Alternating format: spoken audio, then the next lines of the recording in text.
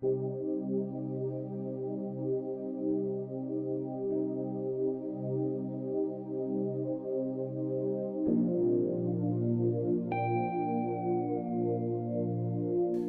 ሰነበታችሁ ቅዱሳን፣ ሰላም ለሁላችሁም ይሁን። እግዚአብሔር አምላካችን የተባረከ ይሁን። እንደገና ደግሞ ለዛሬ ያደረሰን የዘላለም አምላካችን እግዚአብሔር ለዘላለም ስሙ ብሩክ ይሁን። ጌታ እግዚአብሔር አምላካችን እንደገና ደግሞ ለዚህ ቀን አድርሶናልና አምላካችን እግዚአብሔር ለዘላለም ስሙ የተባረከ ይሁን። እንደ ምሕረቱ ብዛት ወደ ቤቱ ያስገባል። እግዚአብሔር ለዘላለም ስሙ የተባረከ ይሁን። ከመጽሐፍ ቅዱስ አንድ ስፍራ አነብላችሁና ወደ ጸሎት እንሄዳለን። ጸልየን እንጀምራለን። የእግዚአብሔር ቃል እንደዚህ ይላል።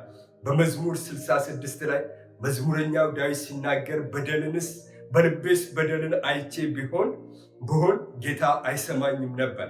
ስለዚህ እግዚአብሔር ሰማኝ፣ የልመናዬን ድምፅ አደመጠ፣ ጸሎቴንም ያልከለከለኝ፣ ምሕረቱንም ከኔ ያላራቀ እግዚአብሔር ይመስገን ብሎ ይላል። እግዚአብሔር አምላካችንን ስለ ቃሉ የተባረከ ይሁን።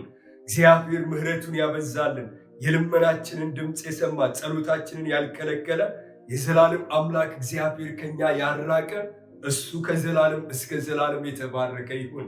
ጌታ እግዚአብሔር አምላካችንን በእውነት እናመሰግነዋለን። ጠብቆ ታድጎን ተንከባክቦን ለዛሬ ያደረሰን የሰማይ ልዑል እግዚአብሔር በኢየሱስ ክርስቶስ ስም ለዘላለም ስሙ ይባረክ። ጌታ እግዚአብሔር አምላካችንን በእውነት ከልባችን እናመሰግነዋለን። ክብር ለታላቁ ለአምላካችን ለእግዚአብሔር ከዘላለም እስከ ዘላለም ይሁን። እግዚአብሔር የተባረከ ይሁን። የጠበቀን እግዚአብሔር፣ የራራልን እግዚአብሔር፣ ምሕረት ያደረገልን እግዚአብሔር፣ ስንለምነው የሰማን እግዚአብሔር፣ በጩኸታችን ወደኛ የመጣ እግዚአብሔር፣ ምሕረቱን ከኛ ያላራቀ እግዚአብሔር፣ ጆሮውን ለኛ የከፈተ እግዚአብሔር፣ ዓይኖቹን ወደኛ የገለጠ እግዚአብሔር ለዘላለም ስሙ ይባረክ። እግዚአብሔር እናመሰግነዋለን። ሁላችንም በያለንበት ሆነን እግዚአብሔርን እያመሰገንነው እንጸልያለን። የዘላለም አምላክ እግዚአብሔር በጌታ በኢየሱስ ክርስቶስ ስም እናመሰግናለን። ጌታ እግዚአብሔር አምላካችን ሆይ ስላደረግክልን በጎነትና መልካምነት፣ ስለሰራህልን መልካም ስራ በኢየሱስ ክርስቶስ ስም ክብር ከዘላለም እስከ ዘላለም ድረስ ላንተ ለአምላካችን ለእግዚአብሔር ይሁን። ጌታ ሆይ ስለራራልን፣ ስለጠበቀን፣ እግዚአብሔር ከኛ ጋር ስለነበር ዛሬን ማየት ችለናልና በኢየሱስ ክርስቶስ ስም ክብር ላንተ ይሁን። ጤና የሰጠን፣ ሰላም የሰጠን፣ እረፍት የሰጠን፣ ደስታ የሰጠን የዘላለም አምላካችን እግዚአብሔር በኢየሱስ ክርስቶስ ስም ክብር ላንተ ለአምላካችን ይሁን። በእውነት አልለቀቀንም፣ አልተውከንም። እጆቻችንን ይዘሃል እግዚአብሔር። ስንወጣ ወጥተሃል፣ ስንገባ ገብተሃል። እግዚአብሔር የዘላለም አምላክ ሆይ በእውነት በደረስንበት ስፍራ ሁሉ ምሕረት በእኛ ላይ ነበር፣ ጥበቃ በእኛ ላይ ነበር፣ ሞገስ በእኛ ላይ ነበረ። ስለዚህ በኢየሱስ ክርስቶስ ስም ክብርን ላንተ እንሰጥሃለን። ጌታ ሆይ ስለተደረገልን፣ ስለተሰራልን፣ ስለሆነልን ነገር ሁሉ በኢየሱስ ክርስቶስ ስም ክብር ላንተ ይሁን። አምላካችንና መድኃኒታችን እግዚአብሔር ሆይ ዛሬም ደግሞ ከኛ ጋር አለ፣ አሁንም ደግሞ ከኛ ጋር አለ። በጌታ በኢየሱስ ክርስቶስ ስም ክብር ለስምህ ይሁን። ጌታ ሆይ ይህንን ቀን ሰጠን። በዚህ ቀን ደግሞ ከኛ ጋር ልትሆን አንተ ወደሃልና በኢየሱስ ክርስቶስ ስም እንባርካሃለን። ጌታ እግዚአብሔር አምላካችን ሆይ አሁንም ከኛ ጋር ስላለ ከዚህ በኋላም ከኛ ጋር ስለምትሆን በኢየሱስ ክርስቶስ ስም ክብር ለስምህ ይሁን። ጌታ እግዚአብሔር አምላካችን ቀናችንን አንተ ተረከብ፣ ከኛ ጋር አሁን አንተ ተናገረን። እግዚአብሔር ሆይ በሚያስፈልገን ሁሉ በኢየሱስ ክርስቶስ ስም በማዕከላችን ተገለጥ። ክብር ለስምህ ይሁን በኢየሱስ ክርስቶስ ስም አሜን። እግዚአብሔር አምላካችን የተባረከ ይሁን። በእውነት ለዛሬ ያደረሰን እግዚአብሔር፣ የራራልን እግዚአብሔር፣ የጠበቀን እግዚአብሔር፣ ምሕረት ያደረገልን እግዚአብሔር ለዘላለም ስሙ ይባረክ። በዚህ በአስጨናቂ ዘመን ይገርማቸዋል እናንተና እኔን የጠበቀን የዘላለም አምላክ እግዚአብሔር ስሙ ይባረክ። የሰው ልጅ ወጥቶ እንኳን በሰላም ሲገባ በእውነት ትልቅ ነገር በሆነበት ዘመን እግዚአብሔር አምላካችን ግን ለእኛ ስላደረገው በጎነትና መልካምነቱ፣ ለእኛ ስለሰራ መልካም ስራ አምላካችን እግዚአብሔር ለዘላለም ይባረክ። ማስታወቂያዎችን ነግራችሁና ወደሚቀጥለው ፕሮግራማችን እናልፋለን ማለት ነው። ዛሬ ኤፕሪል 4 ማለት ነው ከ6 ፒኤም ጀምሮ የፋሚሊ ማናጅመንት ፕሮግራም ይኖረናል ዛሬ ምሽት ማለት ነው። ስለዚህ ሁላችሁም እንዳትቀሩ። ባለፈው ሳምንት ማስታወቂያ ነግሬያቸዋለሁ።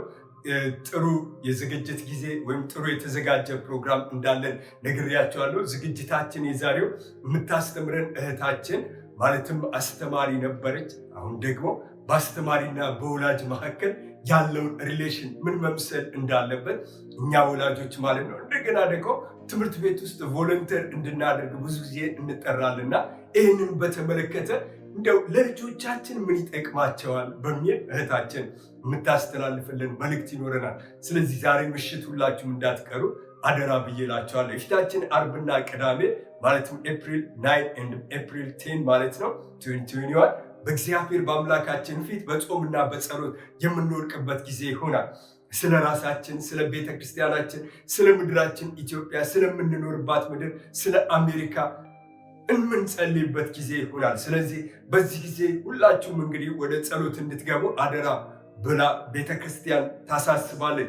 ይሄ የጾም ጸሎት ጊዜያችን የሚሆነው አርብ ዕለት ከ10 AM እስከ 12 እንደገና አርብ ምሽት ደግሞ ከ8 PM እስከ ከ5 PM እስከ 8 PM ድረስ፣ በተመሳሳይ ቅዳሜ ደግሞ ጠዋት ከ10 AM እስከ 12 ድረስ፣ እንደገና ደግሞ ከሰዓት ደግሞ ከ5 PM እስከ 8 PM ድረስ በእግዚአብሔር በአምላካችን ፊት የእግዚአብሔርን ፊት በመፈለግ በጾምና በጸሎት የምንሆንበት ጊዜ ነው።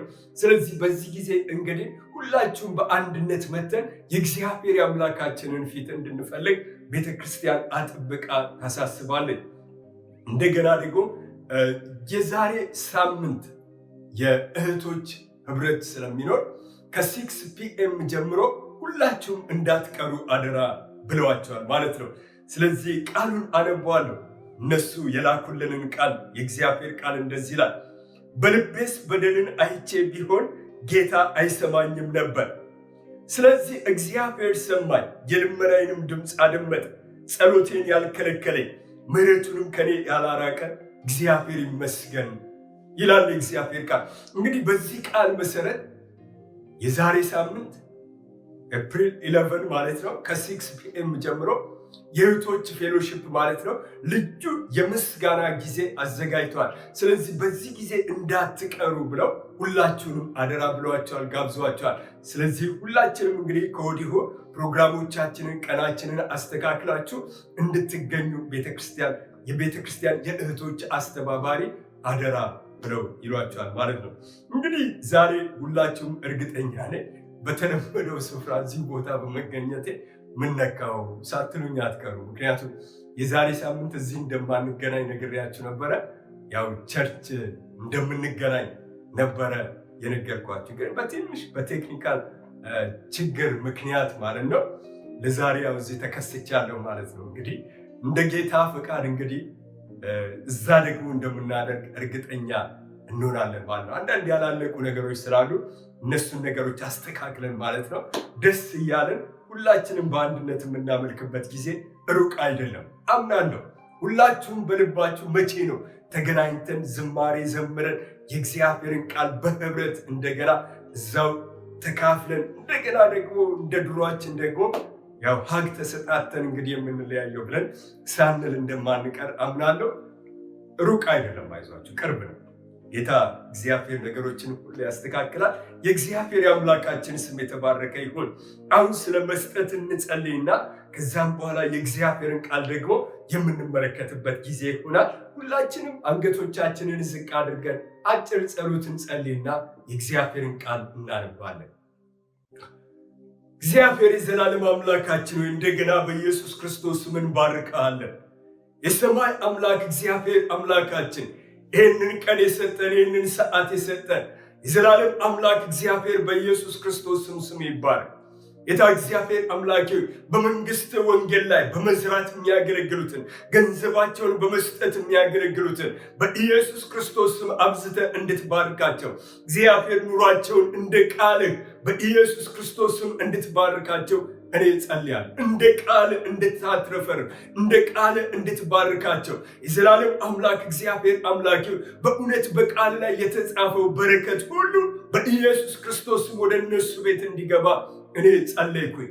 ጌታ እግዚአብሔር መስጠት ፈልገው ደግሞ በተለያየ ምክንያት ደግሞ ከእጆቻቸው ላይ ያጡትንም በኢየሱስ ክርስቶስም አንተ በማያልቀው በረከት እንድትባርካቸው ቤታቸው፣ ኑሯቸው በኢየሱስ ክርስቶስም የተባረከ እንዲሆን እኔ እለምናለሁ።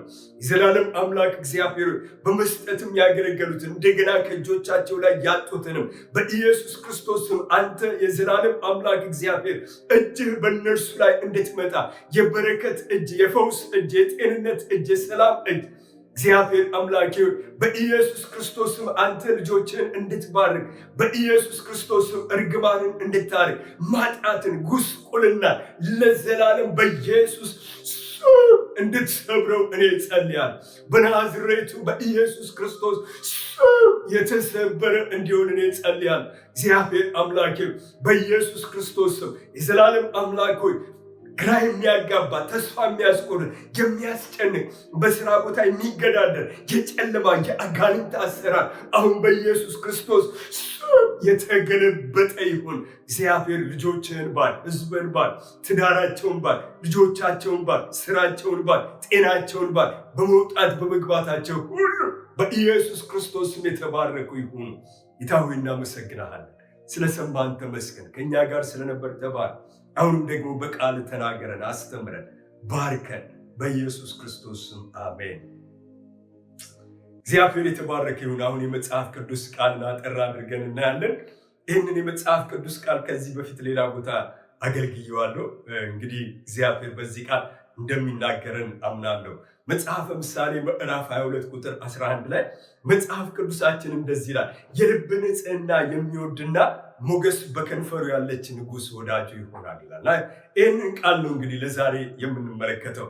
ምናልባት እንግዲህ የንጉሥ ወዳጅ መሆን ማለት በጣም እኮ ትልቅ ነገር ነው እውነት ለመናገር። እንዲሁም አሁን አይታችሁ ከሆነ ብዙ ሰዎች እኔም ራሴ ይሄ እቅድ አለኝ። በእርግጥ ኢትዮጵያ ሲሄዱ ሰዎች ምን ያደርጋሉ? ቤተመንግስት ያው አሁን የሚጎበኝ ነገር አለ የተከፈተ እና ይገቡና እዛ ያዩና ከዛ በኋላ በቃ ፎቶ ይነሱና ያው እንደሚደረገው ያደርጉታል ወይም ደግሞ ፖስት ያደርጉታል ማለት ነው።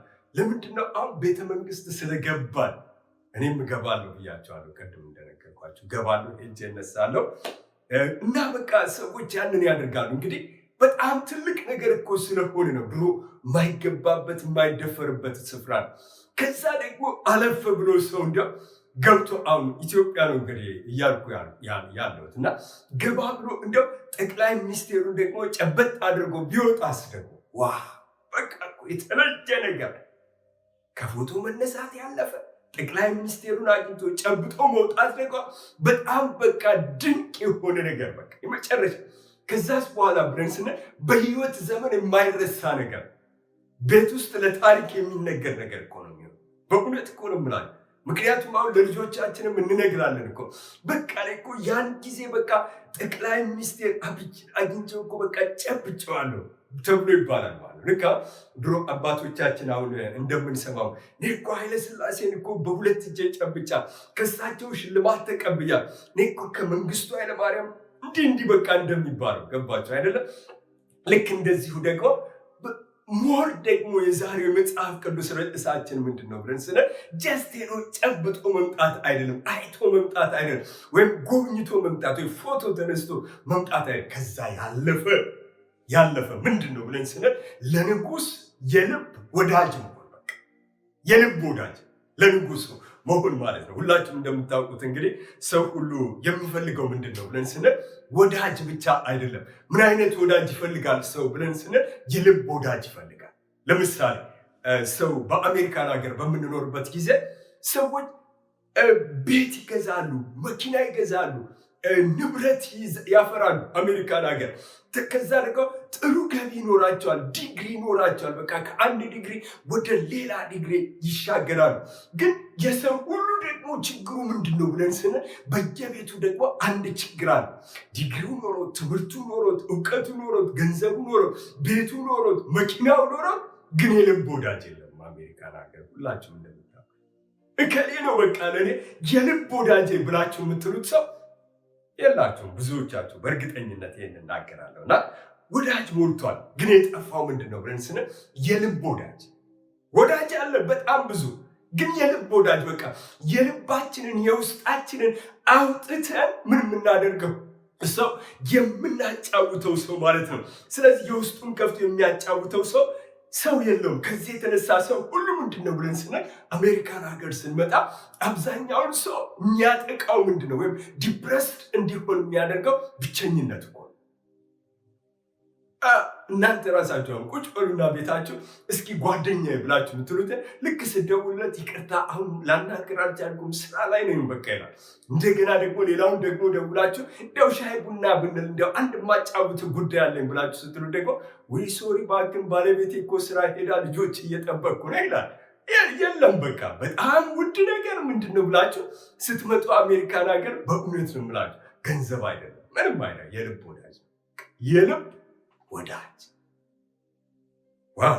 ስለዚህ የሚያስፈልገን ምንድነው ብለን ስንል የልብ ወዳጅ ያስፈልገናል። በቤተ ክርስቲያን አካባቢ ሰዎች ስታያቸው በቃ እኔ እንግዲህ ምንም ሚስጥር አላወጣም አደራ ሁላችሁንም እና ግን ሰዎች አሁን ቤተክርስቲያን የሚመጡና በቃ የልብ ወዳጅ ሲያጡ ለማን ልንገረው ብለው የሚሉትን ሚስጥራቸው መተው የሚናገሩት ለማን መሰላችሁ? የመጨረሻ በቃ ለፓስተራቸው ነው። በቃ ይሄ ችግር አለብኝ፣ እንዲህ አይነት ነገር አለብኝ፣ በዚህ መንገድ እያለፍኩ ነው፣ እንዲህ አይነት ሰልፍ አለብኝ፣ ከጸልይልኝ ያለፈ ነው በቃ። ከዛ እንጸልያለን፣ ከዛ ደግሞ እንወያያለን። ማለት ለምንድን ነው ብለን ስንል የልብ ወዳጅ በቃ ሰው የውስጡን ነገር አውጥቶ የሚነግረው ሰው ምን ያደርጋል ማለት ነው? ይፈልጋል ማለት ነው። ሰው ብቻ አይደለም እኮ በጣም የሚገርማችሁ፣ ሰው ብቻ እንዳይመስላችሁ እግዚአብሔርም ራሱ ምን ይፈልጋል ብለን ስንል የልብ ወዳጅ ይፈልጋል። ሰው ለሰው ሄዶ ችግሩን የሚነግረው ሰው ብቻ አይደለም። እግዚአብሔር ራሱ ወዳጅ ብቻ አይደለም፣ ነገር ግን የልብ ወዳጅ የሚሆነውን ሰው ምን ያደርጋል ማለት ነው? ይፈልጋል ማለት ነው። ለዚህ እኮ ነው የዛሬው የመጽሐፍ ቅዱስ ክፍላችን ምን አለ? የልብ ንጽሕና የሚሆን ሞገስ በከንፈሩ ያለች ንጉሥ ወዳጁ ይሆናል አለ። ዋው! ንጉሥ ምን ይሆነዋል አለ? እነዚህ ሁለት ነገሮች ካሉ ንጉሥ ወዳጁ ይሆነዋል አለ። ስለዚህ እግዚአብሔር የሚፈልገው ወዳጅ ምን አይነት ወዳጅ ነው ብለን ስንል ሁልጊዜ እየመጣ እግዚአብሔር ጋር የራሱን ችግር ይሄ ወጣ፣ ይሄ ገባ፣ ይሄ ተሰለፈብኝ፣ ልክ ነው ስህተት ነው ብያለሁ፣ ግን የራሱን ችግር ብቻ የሚነግረው ሳይሆን እግዚአብሔር ደግሞ የልቡን ሐሳብ ደግሞ የሚነግረው ደግሞ የሰው ወዳጅ ደግሞ ምን ያደርጋል? ይፈልጋል ማለት ነው። ምክንያቱም ወዳጅ ፈላጊ እግዚአብሔር ሰው እኮ ይመካል አይደል? አንዳንድ ጊዜ አይታችሁ ከሆነ በእኛ በኢትዮጵያ አሁን አይደለም ድሮ የነበሩ ሰዎች እንግዲህ ሲጫወቱ አንዳንድ ሰዎች በቃ እኔ እኮ ይላሉ፣ በቃ እኔ እኮ የቀኛዝማች እገሌ እኮ ባሪያ የነበርኩ ነኝ ብለው ይመኩበታል። ሌላው ደግሞ እኔ እኮ ግራዝማች ቤት እንዲህ አይነት በቃ፣ ሌላው ደግሞ ባላምባራስ ቤት እንዲህ ነበርኩ፣ ሌላዋ ደግሞ እኔ እኮ የነጋድ ራስ እንዲህ ነኝ። ምን ያደርጋሉ ማለት ነው? በዛ በጣም ምን ያደርጋሉ? ይመካሉ ማለት ነው። ሰውማ እንዴት የእግዚአብሔር ወዳጅ ከሆነ እንዴት አይመካም? እግዚአብሔር ደግሞ የሰው ደግሞ ወዳጅ መሆን ይፈልጋል።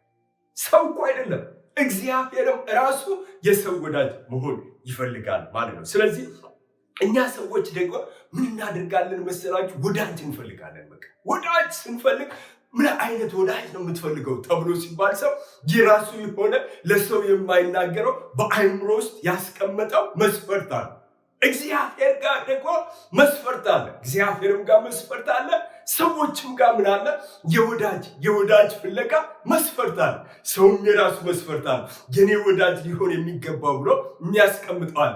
እግዚአብሔርም ደግሞ የኔ የልብ ወዳጅ መሆን የሚችል ብሎ የራሱ የሆነ መስፈርት አለ ማለት።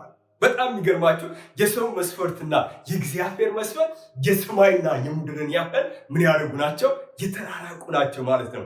የሰው መስፈርት ምንድን ነው ብለን ስንል ወታደር ከሆነ ወታደር ነው የእሱ የልብ ወዳጁ መሆን የሚፈልገው። ገበሬ ከሆነ ገበሬ ነው የሚፈልገው።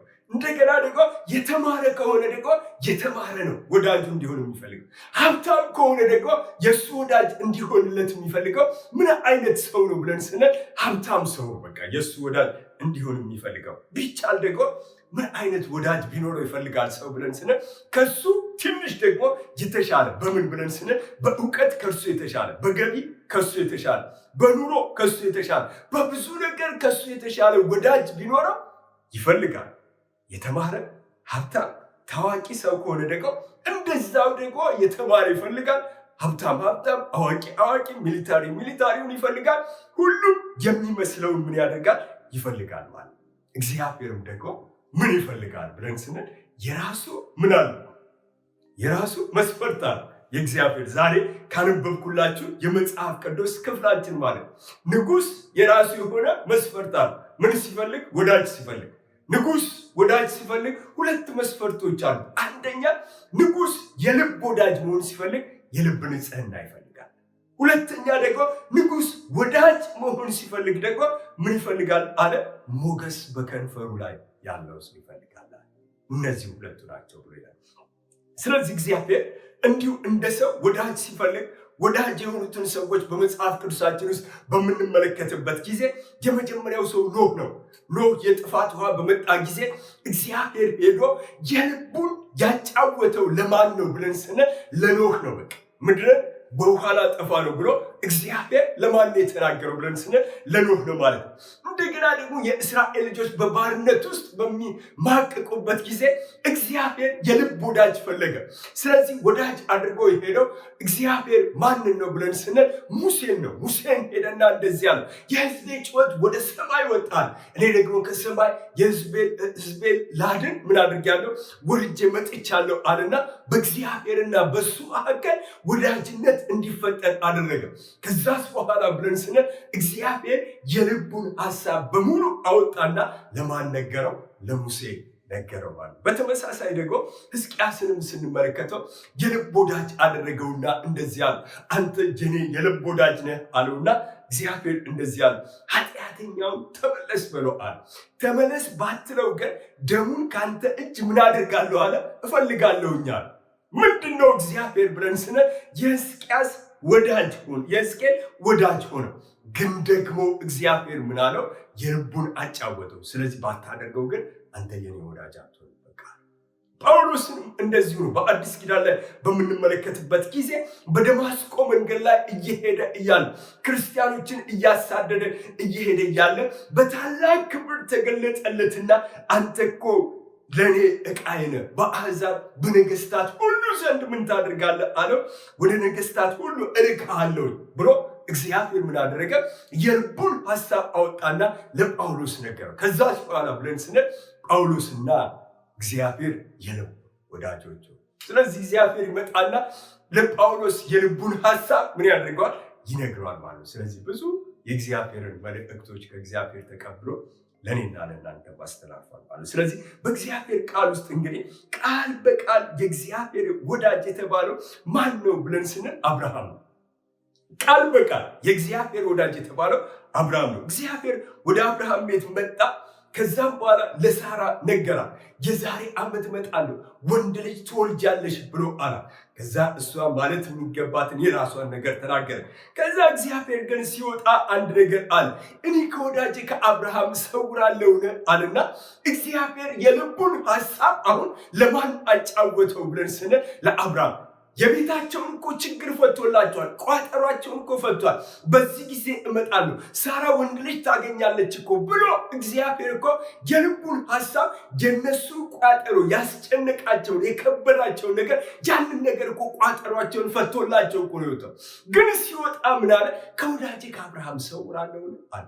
ምንድን ነው ብሎ ሲለው በቃ ሰዶምና ገሞራን በእሳት ምን ላደርጋት ማለት ላጠፋ ማለት።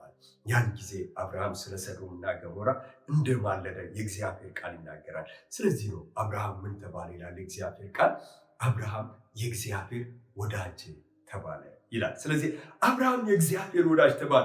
ይሄ ወዳጅ ምን አይነት ወዳጅ ነው ብለን ስንል በዘመን ሁሉ የሚወድ ወዳጅ ነው። እውነተኛ ወዳጅ ነው። በዘመን ሁሉ ይወዳል። ይሄ ወዳጅ ምን አይነት ወዳጅ ነው ብለን ስንል በዘመን ሁሉ በቃ ክረምት መጣ፣ በጋ መጣ፣ ነገሮች ተለዋወጡ፣ እሱ ይወዳል። አረጀን ወይ ደግሞ ወጣት ሆነ ወይ ልጅ ሆነ በየትኛውም ዘመን ምን የሚያደርገን ነው? አንተን የሚወድ አንቺን የሚወድ ወዳጅ ነው ማለት። ስለዚህ ይሄ ወዳጅ ደግሞ ምን አይነት ወዳጅ ነው ብለን ስነ ከወንድም አብልጦ የሚጠጋጋ ወዳጅ ብሎ ይለዋል። ምሳሌ ምዕራፍ 17 ከወንድም እንኳን ተመልከቱ አብልጦ ምን የሚያደርግ ይለዋል? የሚጠጋጋ ወዳጅ ነው። ወንድም እኮ በጣም የሚቀርብ ነው፣ ግን ከወንድም እንኳን ምን ያደርጋል ይላል? አብልጦ የሚጠጋጋ ወዳጅ፣ ወደ ልብ የሚደርስ ወዳጅ ነው ብሎ ይላል። ስለዚህ ወዳጅ ምን አይነት ነው ብለን ስንል ወዳጅ በሁሉ ዘንድ ይፈለጋል። ሰው የልብ ወዳጅ ምን ያደርጋል ብያቸዋለሁ? ይፈልጋል። ምንም ያደርግ የልቡን አውጥቶ የሚያጫውተውን ይፈልጋል ማለት። እግዚአብሔርም ደግሞ የልብ ወዳጅ ይፈልጋል ብያቸዋለሁ። ስለዚህ ነው ምሳሌ 22:11 ላይ የልብ ንጽሕና የሚወድና ሞገስ በከንፈሩ ያለች እርሱ ምን ይሆናል አለ? የንጉሥ ወዳጅ ንጉሥ ወዳጁ ይሆናል አለ። በዚህ ስፍራ እንግዲህ የልብ ንጽሕና የሚወድና ሞገስ በከንፈሩ ያለች ይልና ምንድን ነው የሚለው?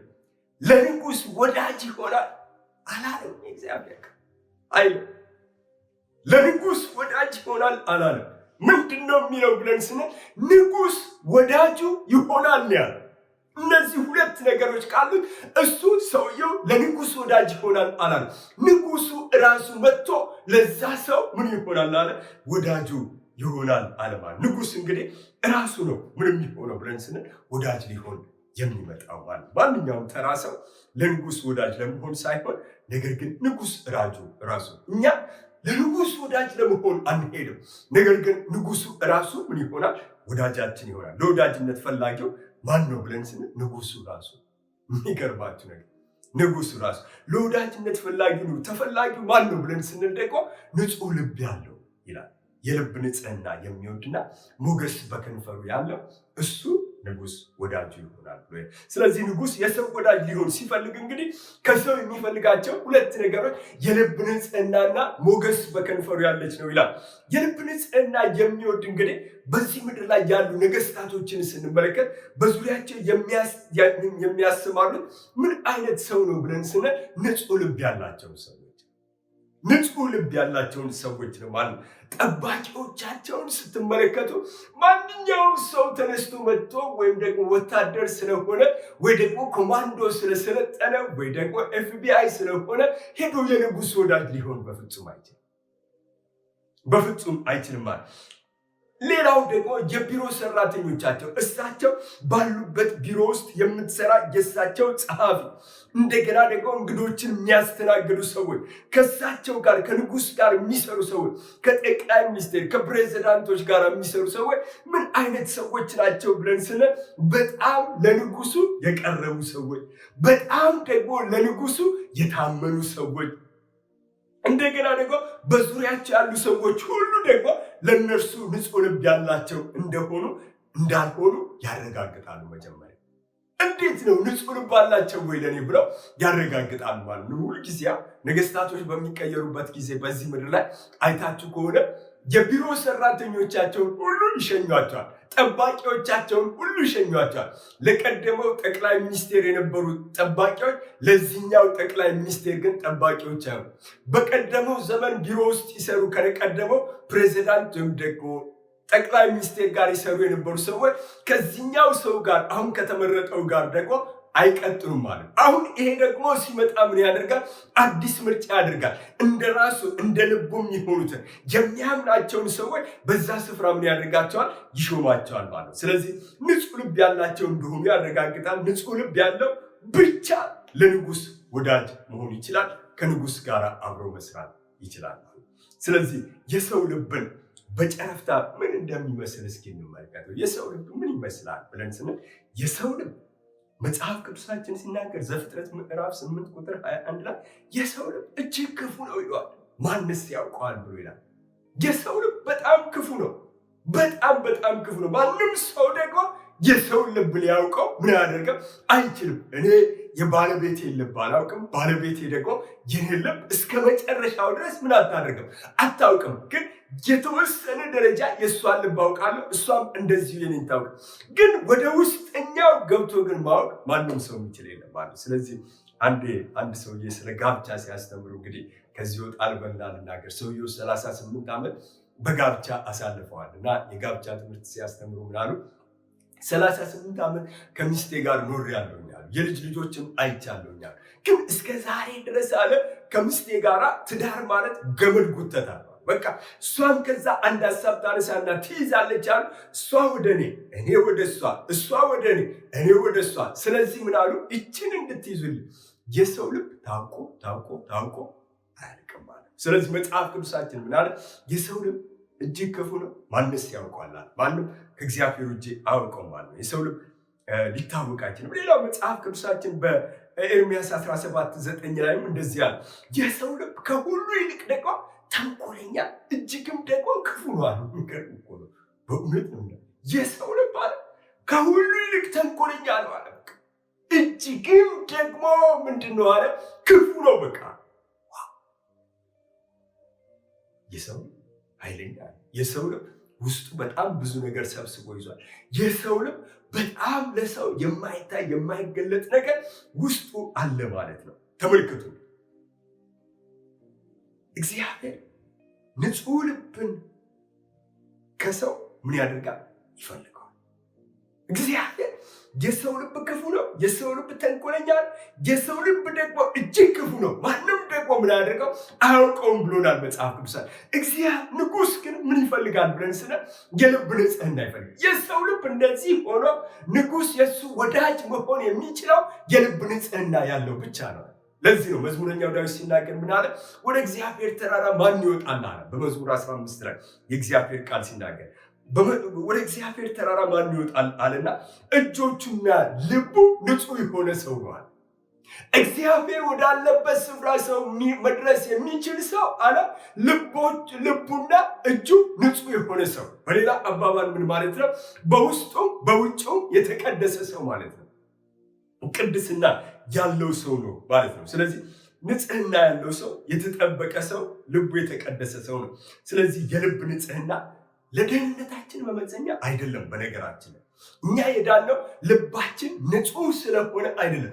ልባችን ክፉ ስለነበረ የክርስቶስ ኢየሱስ ደም እኛን ከኃጢአት አነጻንና ምን አደረገን? የእግዚአብሔር ሰዎች አደረገን። ነገር ግን አሁን ወደ እግዚአብሔር ቤት ከመጣን በኋላ የልብ ንጽሕና ለምንድን ነው ያስፈልገው ብለን ስንል የልብ ንጽሕና የዳነ ሰው የኑሮ ውጤቱ ነው። በቃ አንድ የዳነ ሰው የኑሮ ውጤቱ ምንድን ነው ብለን ስንል የልብ ንጽሕና ሊኖረው ይገባል። ዳግም ያልተወለደ ሰው የልብ ንጽሕና በፍጹም ያለው እንዲህ እንላለን። አንድ አሕዛብ ጓደኛ እንጠራና ከየትኛው ክርስቲያን ትለያለህ? ንጹሕ ልብ ነው ያላት ብለን መጽሐፍ ቅዱስ አይለው።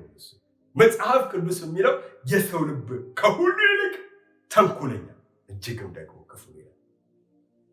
ስለዚህ የሰው ልብ የሚነጻ ወዴት ነው ብለን ስንል ወደ እግዚአብሔር ቤት ሲመጣ ብቻ ነው ማለት ነው። ስለዚህ አንድ ሰው ዳግም ሲወለድ ቅድስናን ከእግዚአብሔር ምን ያደርጋል? ይካፈላል። ቅድስናን ይካፈላል። ከክርስቶስ ጋር አንድ ይሆናል። በክርስቶስ ኢየሱስ ደም ደግሞ ከኃጢአት ሁሉ ይነጻል ማለት ነው። ቀጣዩ የልብ ንጽሕና ነው። የልብ ንጽሕና በክርስቶስ ቅድስና የሚሳማ ነው። ክርስቶስ ቅዱስ እንደሆነ እሱም ደግሞ እየተቀደሰ የሚመጣ ማለት ነው፣ በየዕለቱ ማለት ነው። ስለዚህ የልብ ንጽሕና እግዚአብሔር የሚጠላውን የሚጠላ እግዚአብሔር ደግሞ የሚወደውን ነገር ምን የሚያደርግ ነው? የሚወድ ነው ማለት። ስለዚህ ልብ ንጹሕ ካልሆነ ሁሉ ነገር ምንድን ነው የሚሆነው መሰላቸው? በእውነት ነው የምላቸው ስርዓት ነው የሚሆነው። በተለይ በክርስትና ሃይማኖት የሰው ልብ ንጹሕ ካልሆነ ሁሉ ነገር ማድረግ ይቻላል። ግን ይደረግና መጨረሻው ምንድን ነው ብለን ስናይ ስርዓት ብቻ ሆኖ ይቀራል ማለት። አምልኮም ስርዓት፣ ስብከቱም ስርዓት፣ ዝማሬውም ስርዓት፣ መሰብሰቡም ስርዓት፣ ሁሉም ነገር ምን ይሆናል? ስርዓት ይሆናል። ጌታ ኢየሱስ ክርስቶስ ለዚህ ነው እንዲህ ሲል የተናገረው በእግዚአብሔር ቃል ምንድን ያለው? በማቴዎስ ወንጌል ምዕራፍ 15 ከቁጥር 9 እስከ 10 እንዲህ ይላል። እግዚአብሔር መሸንገል ከቶ እንደማይቻል ሲናገር ይህ ሕዝብ አለ በከንፈሩ ያከብረኛል አለ፣ ልቡ ግን ከእኔ በጣም ምን ያደረገ ነው አለ የራቀ ነው አለ። ዋው የሚገርም ነው። በከንፈሩ ምን ያደርገኛል ያከብረኛል አለና ልቡ ግን ከኔ ምን ያደረገ ነው አለ በጣም የራቀ ነው ካለ በለዚያ ለካ የትኛውም ነገር በከንፈራችን የምናደርጋቸው ነገሮች የእግዚአብሔር ልብ አያሳርፉትም ማለት ወደ እግዚአብሔር ጸባዖት አይደርሱም ማለት ነው። ለምን ብለን ስንል እግዚአብሔር በዚህ ስፍራ ላይ የሚለው ልቡ ከኔ የራቀ ነው ብሎ ካለ ልባችን ወደ ማን መቅረብ አለበት ማለት ነው? ወደ ሰማይ አምላክ ወደ እግዚአብሔር መቅረብ አለበት ማለት ነው። ለዚህ ነው ንጉሱም የፈለገው አሁን በአፉ ወይም በከንፈሩ የሚያከብረውን ብቻ አይደለም። የመጀመሪያ ያደረገውን ነገር የልብ ንጽህና የሚወዳል። ከዛ በሁለተኛው ቀጠልና ደግሞ ሞገስ በከንፈሩ ያለቻል። አንድ ሰው ልቡ ንጹህ ካልሆነ በስተቀር በአንደበቱ ሞገስ አይኖረውም ማለት ነው። ስለዚህ ይህን ነው የሚፈልገው ብሎ ይለናል ማለት ነው የእግዚአብሔር ቃል። ስለዚህ እንግዲህ የልብ ንጽህና ማለት በሌላው ሰው ላይ አለመቅናት ይሁን እንደገና ደግሞ አስተሳሰብ እና አመለካከትን መቀየር ማለት ነው። ሁልጊዜ ኔጌቲቭ የሆነ ሁልጊዜ ጥሩ ያልሆነ ነገር የምናስብ ከሆነ እሱ ጥሩ ልብ አይደለም። ጥሩ ልብ ግን የትኛው ነው ብለን ስንል በእውነት ነው ማለት በእግዚአብሔር ቃል የተቃኘ ልብ ከሆነ ያ ጥሩ ልብ ነው። ለዚህ እኮ ነው የእስራኤል ልጆች ምንድነው ሙሴ ኢያሱን ያሉት ነገር አለ፣ እግዚአብሔርም ደግሞ ያለው ነገር አለ። እግዚአብሔር ያለው ነገር ምንድነው? ኢያሱ ንጹህ ልብ እንዲኖረው ካስፈለገ ኢያሱ እንደዚህ አድርጋል፣ የእግዚአብሔርን ቃል በቀንና በሌሊት አስበው አሰላስለው አለ። አሁን ይሄ ምን ይፈጥርለታል ብለን ስንል ለኢያሱ ንጹህ ልብ ነው የሚፈጥርለት። ንጹህ ልብ ይፈጥርለታል። ለምን ብለን ስንል ስለ እከሌት ውስጡ የሚያሰላስለው ነገር የለም። ስለ እከሌ ምንም የሚያስበው ነገር የለውም ማለት ክፉ ሀሳብ በውስጡ አይጸነስም ማለት። ለምን ብለን ስንል የእግዚአብሔርን ቃል በቀንና በሌሊት ምን ስለሚያደርገው ስለሚያስበውና ስለሚያሰላስለው ማለት። ከዛ በኋላ እግዚአብሔር ምን አለው? ከዛ በኋላ ያንተ መንገድ የቀና ይሆናል። በቃ ክብር ለእግዚአብሔር። በእውነት ነው ማለት ኑሯችን የቀና ህይወታችን የቀና ትዳራችን የቀና ይሆናል። መቼ ብለን ስንል የእግዚአብሔርን ቃል በውስጣችን ስናስብ ስናሰላስል፣ ያን ጊዜ እጅግ ክፉ ነው በሰው ልብ ያለው የተባለው እሱ ስፍራ ያጣል። ነገር ግን የዘላለም አምላክ እግዚአብሔር ብቻ ስፍራው ያገኛል ማለት ያን ጊዜ በእውነት ነው ማለት ጥላቻ ውስጣችን፣ ሐሜት ውስጣችን፣ ሰው መቦጨቅ ውስጣችን በፍጹም አይኖርም። በፍጹም አይኖርም። ለምን ብለን ስንል በውስጣችን ቅድሚያ ያገኘው የእግዚአብሔር ቃል ስለሆነ ማለት ነው። ስለዚህ ያን ጊዜ እንግዲህ የቅድስና ህይወትንም መለማመድ መኖር እንጀምራለን ማለት መልካም ፍቅር መግለጽ የምንችለው፣ ኃጢአትን መቃወም የምንችለው፣ ከግብዝነት ነፃ መውጣት የምንችለው፣ ራሳችንን ከፍ ከፍ ከማድረግ ነፃ መውጣት የምንችለው መቼ ነው ብለን ስንል ንጹህ ልብ ውስጣችን ሲኖረን ያን ጊዜ እነዚህ ነገሮች ያጋል። ንጹህ ልብ ማለት እንግዲህ ንጹህ ዓላማ ያለው ማለት ነው። ውስጡ ደግሞ እግዚአብሔርን መፍራት የተተከለበት ሰው ማለት ነው። ስለዚህ ለሚጠሉትም ለሚወዱትም ሰዎች ጥሩ አመለካከት ሲኖረው ሰው ያን ጊዜ ንጹህ ልብ አለ። እኔ ሰው ስለናቀኝ እኔ ብንቀው፣ ሰው ስለጠላኝ እኔ ብጠላው፣ ሰው ስለተቃወመኝ እኔም ብቃወሙ መልሼ በእውነት ነው የምላችሁ ንጹህ ልብ የለኝም። ስለዚህ ምን መሆን አልችልም ብዬ ስል ንጉሥ ለእኔ ወዳጅ ሊሆነኝ በፍጹም አይችልም ማለት ነው። ስለዚህ ሳኦል ለዳዊት ንጹህ ልብ አልነበረው። ስለዚህ ከእግዚአብሔር ጋር የነበረው በየዕለቱ ምን እያደረገ ነበር የመጣው? የሳኦል ነገር እየከፋ 40 ዓመት እኮ ሲኖር ልብ በሉ 2 ዓመት እኮ ነው በጥሩ ልብ የገዛው። ከዛ በኋላ ከ2 ዓመት በኋላ ዳዊት ጎልያድን ከገደለ በኋላ የሳኦል ነገር ከዕለት ወደ ዕለት እየተበላሸ ለምን ንጹህ ልብ አጣ? ንጹህ ልብ ስላጣ እየተበላሸ መጨረሻ ግቡ የሆነው ምንድን ነው ብለን ስንል በቃ ሁሉ ነገሩ ግራ ሲያጋባው፣ ተስፋ ሲያስቆርጠው፣ እግዚአብሔር ከሱ እንደራቀ፣ እግዚአብሔር እንደቀደመው ዘመን ከሱ የተለየ በመሰለው ጊዜ በቀጥታ ሄደው ወዴት ነው ብለን ስንል ሟርተኛ ሴት ለመጠየቅ እኮ ነው። ይህንን ሁሉ ነገር ያመጣው ምንድን ነው ብለን ስንል ንጹህ ልብ ማጣት እኮ ነው። ስለዚህ ንጹህ ልብ እግዚአብሔር በእውነት ይፍጠርልን። ሀሳቡ እየከፋ ሄደው ለምንድን ነው ብለን ስንል ንጹህ ልብ ማጣቱ ነው ማለት ነው። ሰለሞን ልቡ በብዙ ሴቶች ፍቅር የተያዘ ስለነበረ ለእግዚአብሔር ንጹሕ ልብ አልነበረው። ስለዚህ ምንድን ነው የገጠመው ብለን ስንል በመጨረሻ ላይ መንግስቱ ለሁለት ምን አደረገች? ተከፈለች። ሰሜናዊ እስራኤልና ደቡባዊ እስራኤል ተብሎ ተከፋፈሉ። ከማን የተነሳ? ከሰለሞን የተነሳ። ምን ከማድረጉ? ልቡ ተከፋፈለ። በቃ ለብዙ ሴቶች 700 ሚስቶች አሉ፣ 300 ደግሞ ቁባቶች አሉ። ስለዚህ እነዚህ በሙሉ የሰለሞንም ልብ ምን አደረጉ? ተሻሙት ማለት ነው። እንግዲህ ንጉሥ ለሰው ወዳጅ የሚሆነው ንጹሕ ልብ ሲኖረው ብቻ ነው። ስለዚህ ጌታ ኢየሱስ ክርስቶስ ያለው ምንድን ነው? ዛፉን መልካም አድርጉ፣ ፍሬው ደግሞ ምን ይሆናል? መልካም ነው። ዛፉ ግን መልካም ካልሆነ ፍሬው ደግሞ መልካም ፍሬ ሊሆን አይችልም ማለት። የሰው ልቡ መልካም ከሆነ ኑሮ መልካም ነው፣ ሁሉ ነገሩ መልካም ይሆናል ማለት ነው። ስለዚህ መልካም ፍሬ ማለት እንግዲህ በቅድሚያ መልካም ዛፍ ማለት ነው። ስለዚህ ንጹሕ ልብ ያለው ሰው በንጉሥ ዘንድ ምን ይሆናል አለ? ተፈላጊነት ያለው። ዛሬ ሰው እግዚአብሔር ይፈልጋል። ልክ እኔና እናንተ ብያቸዋለሁ ቅድም መግቢያችን ላይ ወዳጅ እንፈልጋለን አልኳል።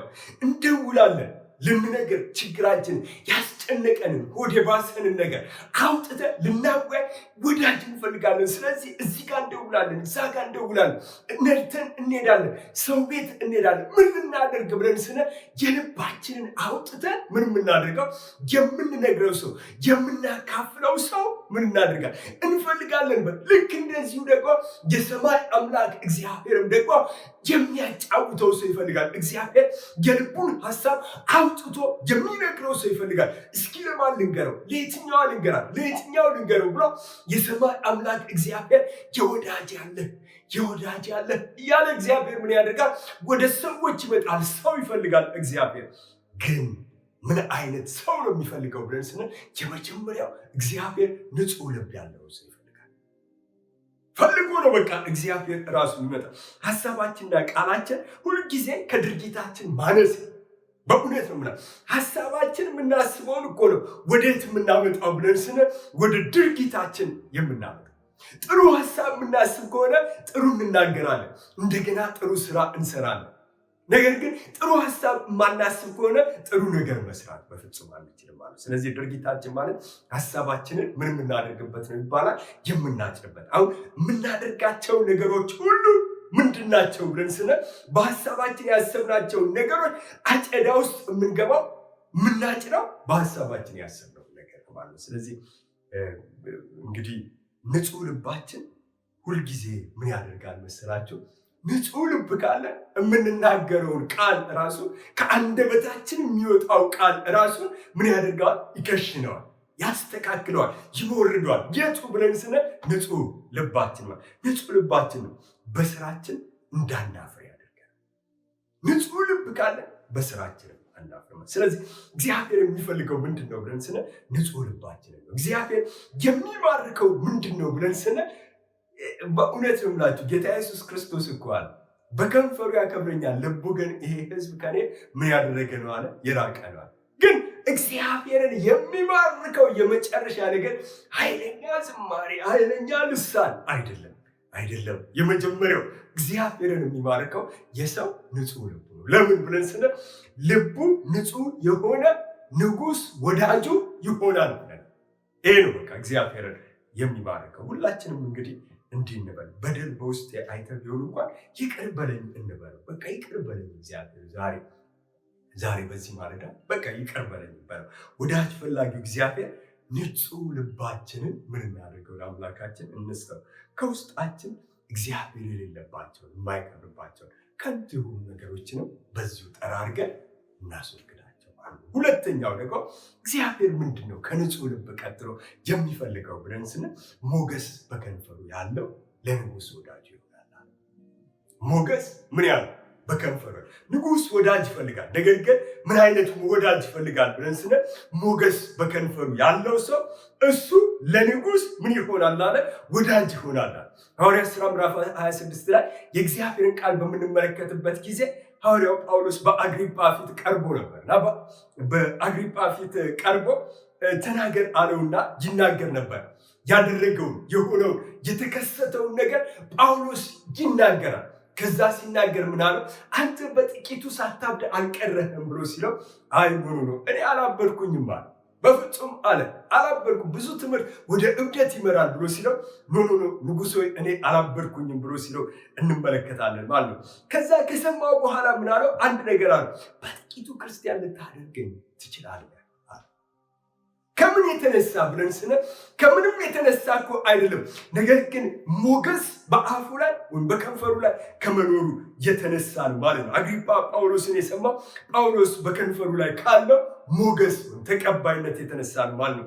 ቃሉ መሳጭ፣ ቃሉ ጉልበት ያለው፣ ቃሉ ስልጣን ያለው፣ ቃሉ ኃይል ያለው ነበር የጳውሎስ። ለምን ብለን ስነ ሞገስ በከንፈሩ ላይ ስለነበረው። ዳንኤልንም በምንመለከትበት ጊዜ በተመሳሳይ በ120 አገራት ላይ የተሾመ ሰው ነበር ዳንኤል። እና ማንም ሰው ወደ አምላኩ ወይም ደግሞ ወደ ሰው በዚህ በ30 ቀን ልመና ካደረገ ወደ አንበሶች ጉድጓድ ይጣላል ተባለ። ዳንኤል ግን ይላል የእግዚአብሔር ቃል ሲናገር እንደ ልማዱ መስኮቱን ወደ ኢየሩሳሌም አንጻር ከፈተና በቀን 3 ጊዜ ምን ማድረግ ጀመረ? መጸለይ ጀመረ ይላል። ያን ጊዜ መጡና እነዛ ሰዎች አዩት። ወደ ንጉሱ ተከሰሰ። ከዛ ንጉሱ ሊያስጥለው አልቻለም። ምንድነው ያለው አማራጭ ብለን ስንል በማህተም የተዘጋ ስለሆነ ዳንኤል ወዴት መጣል ያለበት ብለን ስንል ወደ አንበሶች ጉድጓድ። ከዛ በፊት እኮ ዳንኤል የንጉሱ ዙፋን ድረስ መድረስ የቻለ የንጉሱ አማካሪ መሆን የቻለ ከንጉሱ ቀጥሎ ባለስልጣን መሆን የቻለ ቤተ መንግስት መግባት የቻለው እኮ ከምንም የተነሳ አይደለም። የመጀመሪያ ንጹህ ልብ ስላለው ነው። ሁለተኛ ደግሞ ሞገስ በከንፈሩ ላይ ስላለው እኮ ዳንኤል ሌላ አይደለም። ስለዚህ አሁንም ደግሞ ለሱ ሞገስ በከንፈሩ ላይ ያስቀመጠለት የሰማይ አምላክ እግዚአብሔርን ነበር የፈለገው። ንጉሱ ምን አለ? በቃ ምንም ልረዳ አልችልም እኮ ነው። ስለዚህ በአንበሶች ጉድጓድ መጣል አለብህ ተባለ። ተወሰደና ዳንኤል በአንበሶች ጉድጓድ ውስጥ ምን ተደረገ? ተጣለ ይላል። ጥሎታል እኮ ንጉሱ። ለምን ሊፈልገው ይመጣል? ሲነጋ ግን ምን አለ? የእግዚአብሔር ሰው ዳንኤል ሆይ አለ፣ የምታመልከው አምላክ እግዚአብሔር ከአንበሶች አፍ ያድን ዘንድ ችሏልን ብሎ መጣ። ለምን መጣ? ኦልሬዲ ለአንበሶች ያው ለተራቡ አንበሶች እኮ ምን አድርጎታል? የጣለው ሰው እኮ ነው። ዳንኤል ምንድን ነው ያለው? አምላክ እግዚአብሔር መልአኩን ልኮ የአንበሶቹን አፍ ምን አድርጓል አለ? ዘግቷል አለ። እንግዲያውስ ናውጣ በቃ አው ንጉስ በወዳጅነት እኮ ፈርዶበትም እኮ ጥሎትም ለአንበሶች አሳልፎ ሰጥቶትም እሱን ፍለጋ ሄደ። ንጉስ ለምንድን ነው ዳንኤልን አሁን ለአንበሶች ከጣለ በኋላ ፍለጋ የሄደበት ምክንያት ብለን ስንል ሁለት ነገሮች ዳንኤል ጋር፣ አንደኛ ንጹህ ልብ አለ፣ ሁለተኛ ደግሞ ሞገስ በከንፈሩ አለ። ይሄ እሱን ምን አድርጎታል? ተፈላጊ ያለ ንጉሱ ራሱ ነው። ንጉስ ዳሪዮስ ነው ራሱ ፍለጋ ወዴት ሄደው? ወደ ዳንኤል ሄደው ማለት። የሰማይ አምላክ እግዚአብሔር ዛሬ እህቴ ወደ አንቺ ይመጣል፣ ወንድሜ ወደ አንተ ይመጣል። መቼ ብለን ስንል ሞገስ በከንፈራችን ላይ ሲኖረን ያን ጊዜ እርሱ እኔና እናንተን ምን ያደርጋል? ፍለጋ ይመጣል ማለት። ዮሴፍንም ስንመለከት በእግዚአብሔር ቃሉ ስንመለከት ጠጅ አሳላፊ የነበረ ሰው እኮ ነው። እንደገና ደግሞ የሰው ቤት እኮ የጴጢፋራ ቤት ባሪያ የነበረ ሰው ነው። ከእስር ቤት አውጥቶ በዙፋኑ ያስቀመጠው ግን ምንድን ነው ብለን ስንል እርሱ አንድ ነገር ነበረው፣ የአፉ ቃል ሞገስ ነበር። ስለዚህ ነው ተፈልጎ ወደ ዙፋን ምን ያደረገው? የሄደው ማለት ነው። ሞገስ በከንፈሩ ያለው ንጉስ ወዳጁ ይሆናል የሚባለው ከዮሴፍ ህይወት ማየት እንችላለን። እና ተብሎ ከእስር ቤት ከተፈረደበት ስፍራ ወጥቶ ፀጉሩን ተስተካክሎ ጥሩ ልብስ ለብሶ ከዛ በቀጥታ ወደ ንጉስ ቤት ገብቶ ሞገስ በከንፈሩ ስላሉ የንጉስን ቋጠሮ ፈቶ በዛው ንጉሱ ቤት ውስጥ ምን ሆነ? ባለስልጣን ሆኖ አረፈ።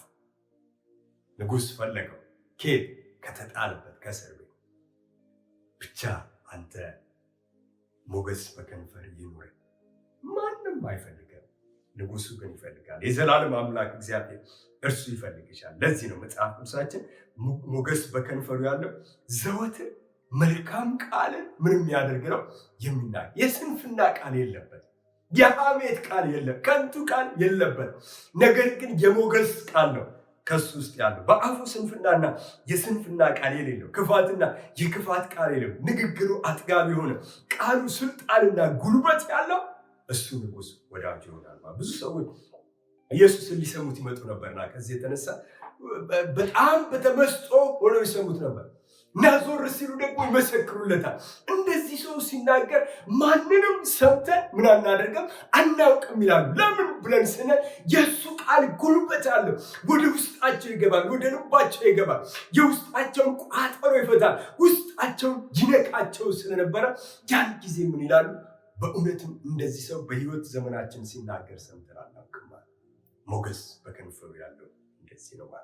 ስለዚህ የእግዚአብሔር ሰው ሁልጊዜ እንግዲህ እነዚህ ሁለት ነገሮች ሊኖሩት ይገባል። አንደኛ ንጹህ ልብ ሊኖረው ይገባል። ሁለተኛ ደግሞ ሞገስ በከንፈሩ ላይ። እግዚአብሔር ወዳጅ የሚሆነው ሰው ከእግዚአብሔር ምን ያደርጋል? ይሰማል ማለት ነው። እግዚአብሔር ቃል እንደሚለን ማለት ነው። ስለዚህ ሰው ከእግዚአብሔር የሚሰማው መቼ ነው ብለን ስንል የልብ ንጽህና ሲኖረው፣ ሞገስ በከንፈሩ ሲኖረው።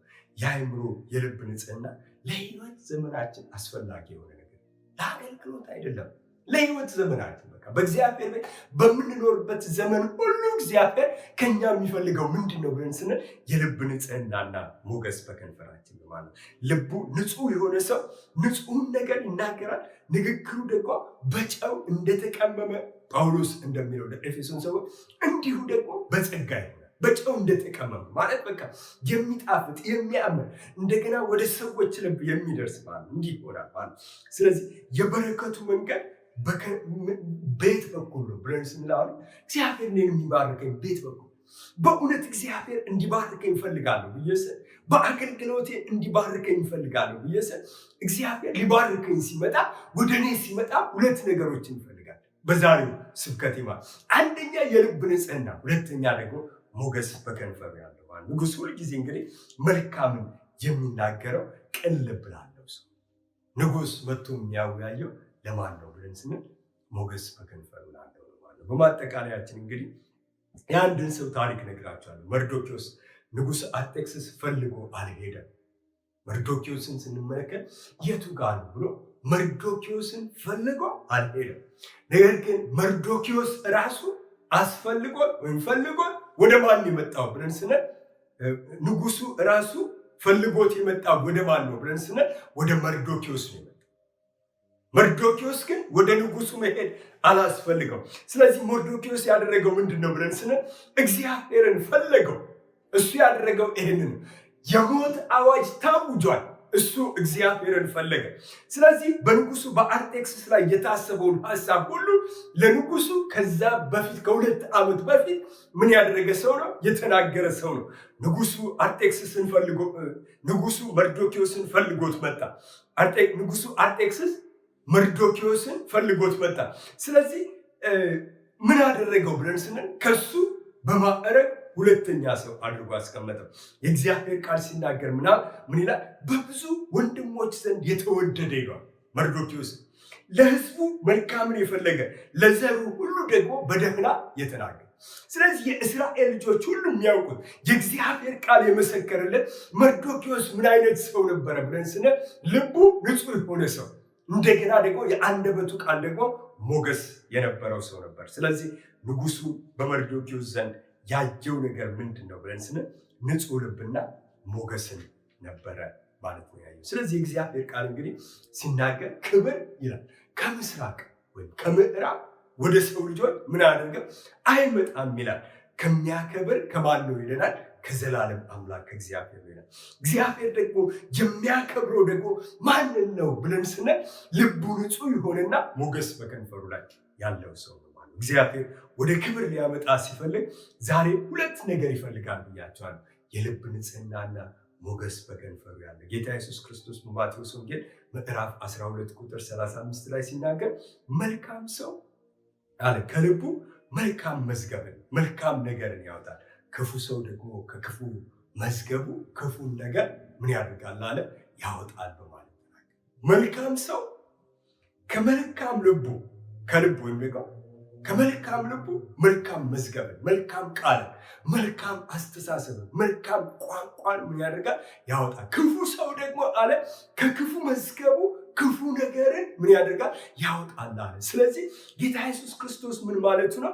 እናንተ ምን ሊኖራችሁ ይገባል? የልብ ንጽህና ሊኖራችሁ ይገባል። የልብ ንጽህና ካላችሁ ከውስጣችሁ የምታወጡት ነገር የሚያንጽ ነገር፣ የሚባርክ ነገር፣ ሰዎችን የሚመልስ ነገር፣ ወደ ሰዎች ልብ የሚዘልቅ ነገር ይሆናል እያለ ነው ማለት ነው። ዛሬ እግዚአብሔር የሚለን ሁሌም እግዚአብሔር የልባችንን መልካምነትና ንጹህነት ይፈልጋል። ዛሬም እግዚአብሔር የልባችንን ንጹህነት ሁሌም እግዚአብሔር ከአፋችን የሚወጣው ቃል ሞገስ ያለው ቃል እንዲሆን ይፈልጋል። ኔቨር የስንፍና ቃል እግዚአብሔር ከኛ ሲወጣ መስማት አይፈልግም። ከኔና ከእናንተ የስንፍና ቃል ሲወጣ መስማት እግዚአብሔር አይፈልግም። ምን አይነት ቃል ይፈልጋል ብለን ስንል ሞገስ ያለው ቃል። በመንፈሳዊ ዓለም ወደ ክብር የሚያመጣን እነዚህ ሁለት ነገሮች ናቸው። ቅድም ተናግሬያለሁ። በመንፈሳዊ ዓለም ወደ ከፍታ የሚያወጣን የትኛው ነው ብለን ስንል የልብ ንጽህናና ሞገስ በከንፈሩ ያለው ሰው። ለዚህ የእግዚአብሔር ቃል ምናለ ልጄ ሆይ አለ ልብህን ስጠኝ፣ ዓይኖችን ደግሞ መንገዴን ምን ያደርጉ ይውደዱ። ልጄ ሆይ በቃ ምንም አይደለም፣ በእውነት ነው የምላለው ልብህን እሱን ስጠኝ በቃ። ለምን ብለን ስንል ንጉሥ የሚፈልገው የልብ ንጽህና ስለሆነ ነው። ለእግዚአብሔር የተሰጠ ልብ ማለት በውስጡ ክፋት የለበትም፣ ጥላቻ የለበትም፣ ነገር የለበትም፣ ምንም ነገር የዚህ ዓለም ነገር የለበትም። ምንድን ያለበት ብለን ስንል እንደ ኢያሱ የእግዚአብሔር ቃል ውስጡ የሞላ ያንን የእግዚአብሔርን ቃል በቀንና በሌሊት ምን የሚያደርገው ነው? የሚያስበውና የሚያሰላስ ያ ነው በቃ እግዚአብሔር ለኢያሱ እኮ በተዘዋዋሪ መንገድ ያለው ልብህን ስጠኝ። ዛሬም ለእኔና ለእናንተ ልብህን ስጠኝ ይለናል። ልብን እግዚአብሔር ይፈልገዋል። ለምን ብለን ስንል ልባችን ንጹህ እንዲሆን በእውነት ነው በጥላቻ በእግዚአብሔር ቤት እንድንመላለስ እግዚአብሔር ውስጣችን ከፍቶ እንድንመላለስ፣ ውስጣችን በነገር ተሞልቶ እንድንመላለስ እግዚአብሔር በፍጹም አይፈልግም። እኔና እናንተ ግን ወዳጅ እንድንሆን ይፈልጋል። ዛሬ በዚህ ቀን እግዚአብሔር ምን ትፈልጋለህ ብለን ብንለው፣ ዛሬ እግዚአብሔር በዚህ ቀን የልብ ወዳጅ ይፈልጋል።